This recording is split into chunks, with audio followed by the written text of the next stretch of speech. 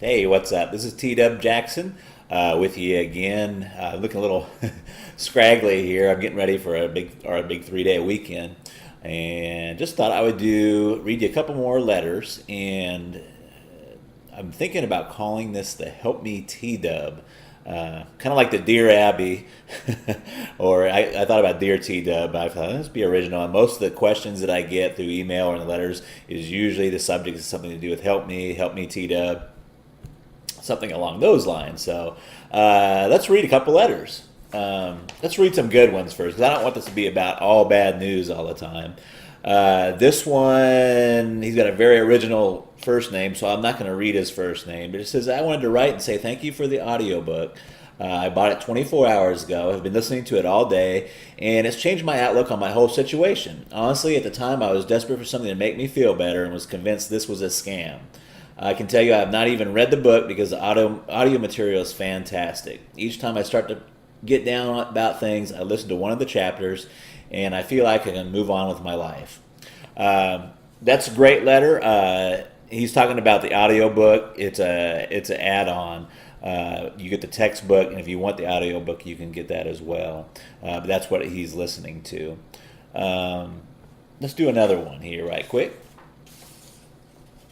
This one's really short. It's from Tommy. His subject is Hell Yes. It says, TW, I got my wife and kids back. I do not know how to tell you thank you. Please get back with me. I got so much happiness in me. You help if you need my help. I will tell everyone.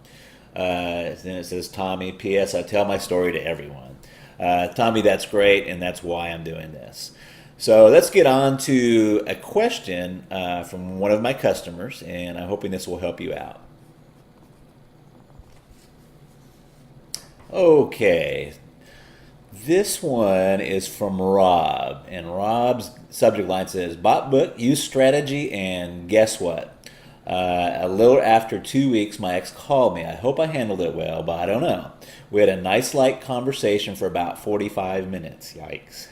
We'll get to that. She basically asked me how things were going and said she just called to see how I was. How do I interpret this? I'm now going to wait another week and call her and ask her if she wants to meet. Is this the right strategy? Thanks, Rob. Rob, this is kind of a common situation, and it kind of goes along with people making some common mistakes. And what happens is, and don't feel bad because it's normal to feel this way. What happens is you start making some headway. Your ex starts to call you, or they're coming around because you're pulling now instead of pushing, and they start coming towards you. But then it goes into you get too excited. And I have a name for this. I can call it premature reconciliation. That's premature reconciliation. So, for example, you were talking about in your letter that you talked to her for 45 minutes. That's way, way too long. Way too long. When you if they call and they catch you off guard and you don't catch the caller ID, you always want to be friendly. You can say, hey, it's great to hear from you. I'm like so busy. I don't have a whole lot of time to talk. Maybe at some point we can get back together and chat and stuff, but I don't have a whole lot of time to talk right now. And you really cut that conversation short. And the same thing, what happens a lot with a lot of folks is their ex will start to call and text message them again and do a lot of texting.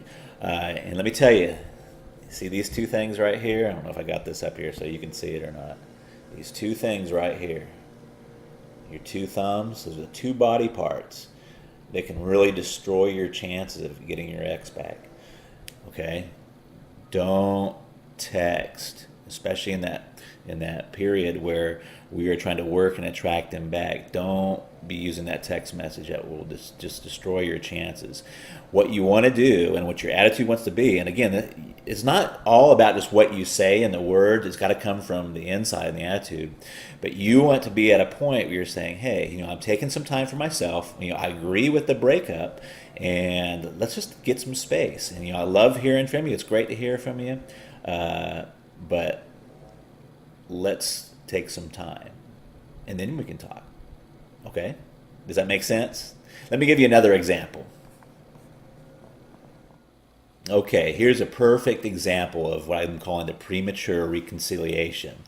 And I don't have the email in front of me, but I remember it very well, and it's an all too common situation. But this was from a customer, and she got too excited. She started to make some headway and make some progress, and her boyfriend called her one night all sad and depressed, and she wrote me, and the reason she was writing me, she's all, your system was really working for me. And he called me one night and he was depressed and he said he missed me. So I dropped everything and I ran over, and I remember her exact words. He said, I ran over there and I professed my undying love to him.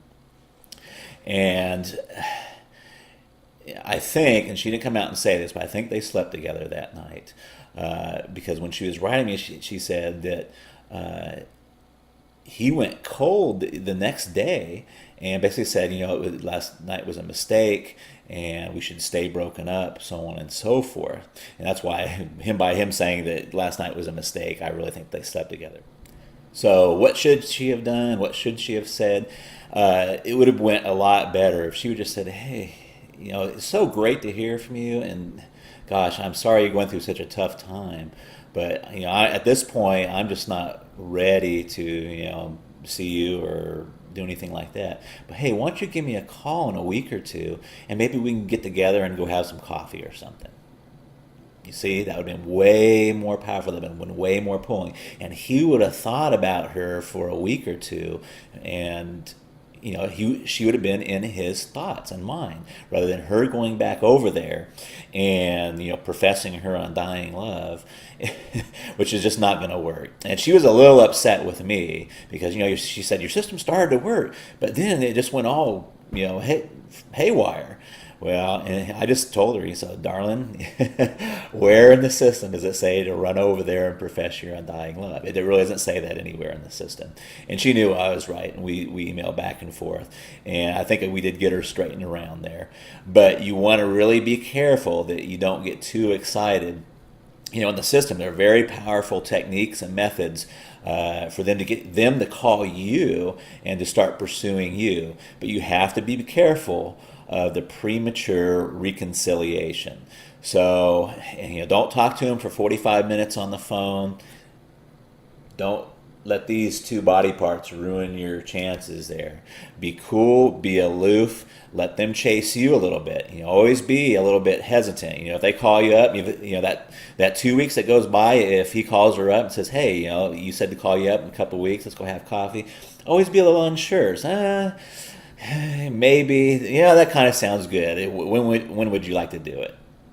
Don't just be rushing in there. Women are better at this than men are. But, don't get too excited. Don't fall victim to premature reconciliation. If you don't have a copy of Magic of Making Up, I would just like to very gently nudge you to click the link underneath there. And it really does work. It's not a scam.